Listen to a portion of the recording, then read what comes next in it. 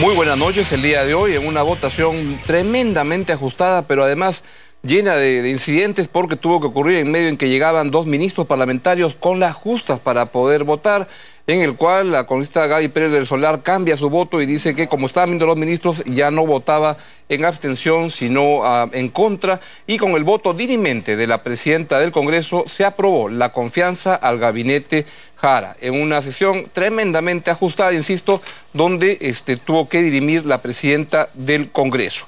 Luego de ello, algunas reacciones políticas, la de Víctor Andrés García Belaúnde. La cosa es clarísima. Los votos que le han dado el triunfo al gabinete es el voto de la presidenta, que por lo demás me parece que es un voto de derrota, porque ganar por un voto dirimente de una persona de tu propio partido me parece que deja muy mal parado al gabinete y debilitado totalmente. Es un gabinete que no tiene evidentemente la confianza del resto de las bancadas. Nosotros estamos presentando una interpelación al ministro para que pueda responder por una serie de preguntas y cuestionamientos que nosotros hemos sido el primero en denunciarlos. Mauricio Mulder del APRA dijo lo siguiente. Lo cierto es que la lectura política es que este gabinete está prácticamente censurado políticamente. Vamos a plantear y tenemos acuerdo de hacer primero, como ya se ha anunciado, una interpelación al ministro Mayorga y también algunas otras interpelaciones, sobre todo al ministro Castilla, para debatir la política económica, que está hecho un desastre y que es la que ha motivado que la mayoría de los miembros del Parlamento en realidad hayamos decidido no respaldar a este gabinete, ¿no? Vamos a conversar luego con los congresistas Luis Galarreta, Alejandro Aguinaga y Santiago Gastañaví del oficialismo para entender y tener sus versiones con respecto a lo que sucedió esta mañana en el Congreso.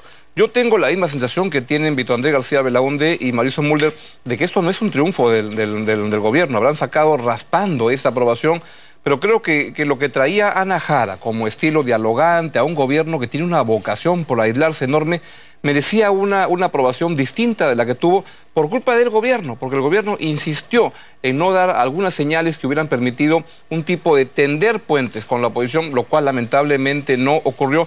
Y ahora sale el gobierno con ajustes con su confianza, pero con una interpelación al ministro Mayorga, que es algo que por prudencia política el gobierno debió haberlo retirado hace bastante tiempo y lamentablemente no sucedió.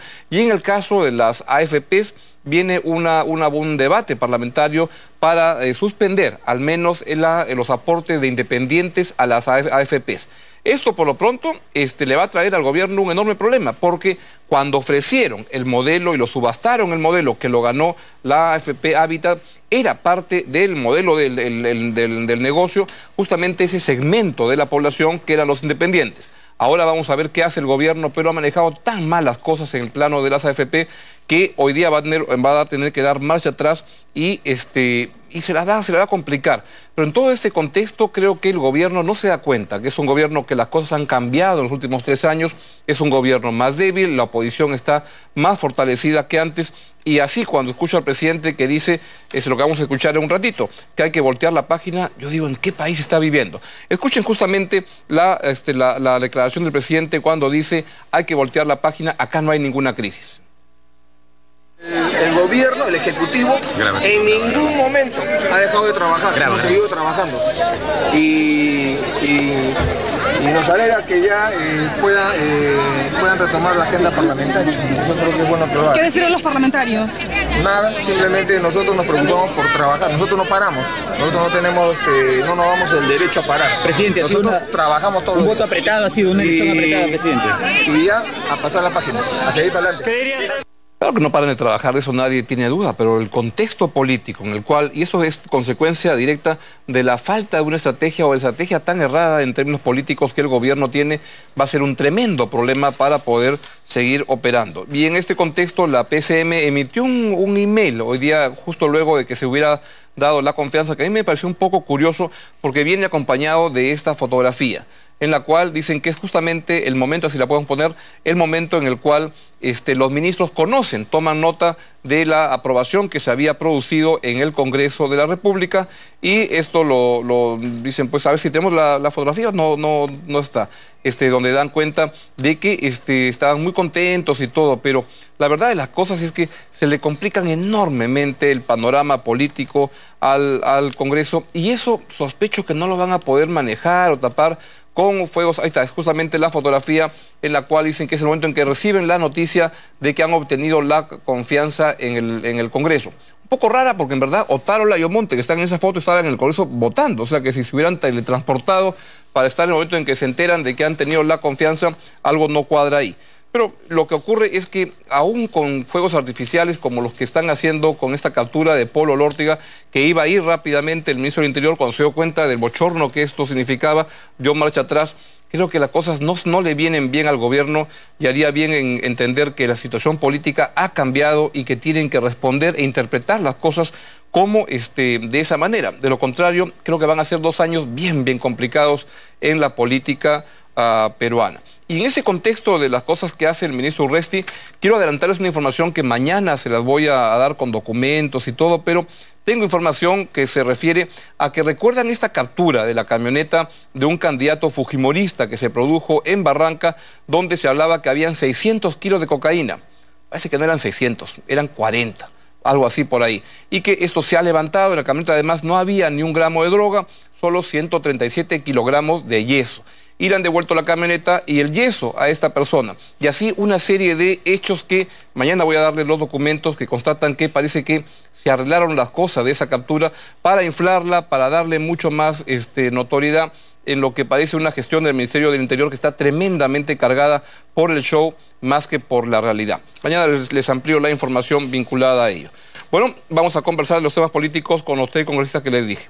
En el plano internacional hay un escenario complicado para mañana. El canciller de Chile ha anunciado la detención de los peruanos que ingresen al Triángulo Terrestre el día de mañana. Frente al anuncio de un grupo de ciudadanos tacneños de marchar hacia el área conocida como el Triángulo Terrestre, el canciller chileno, Heraldo Muñoz, ha calificado de imprudente la convocatoria lanzada por las autoridades locales.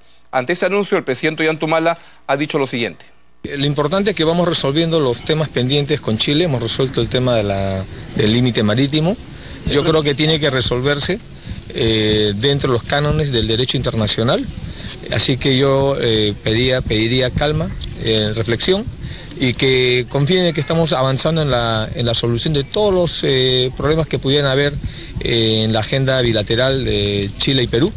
Es importante hoy día que no se politice estas cosas, más aún en épocas de campaña electoral municipal y regional.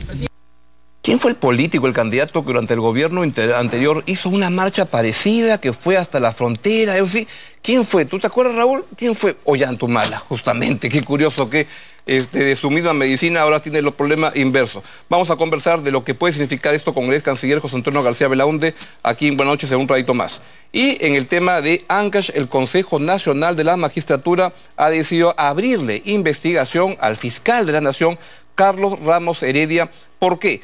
Porque lo que está sosteniendo es que había irregularidades en su condición cuando era titular de la Fiscalía Suprema de Control Interno durante el proceso disciplinario que inició contra el fiscal anticorrupción Luis Checa Matos y otros magistrados.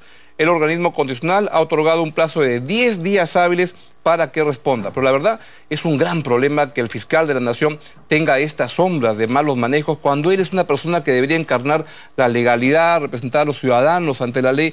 Qué complicado panorama en el cual estamos teniendo con ese tipo de acusaciones. Y finalmente, la Fiscalía pidió la captura internacional de Rodolfo Orellana y de Benedicto Jiménez.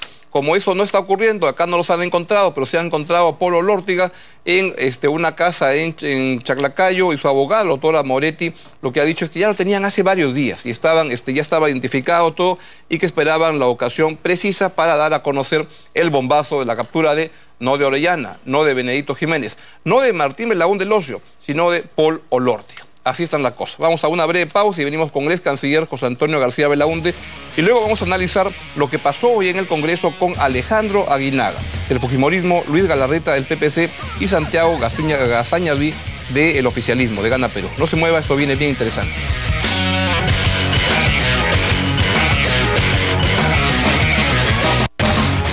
Buenas noches.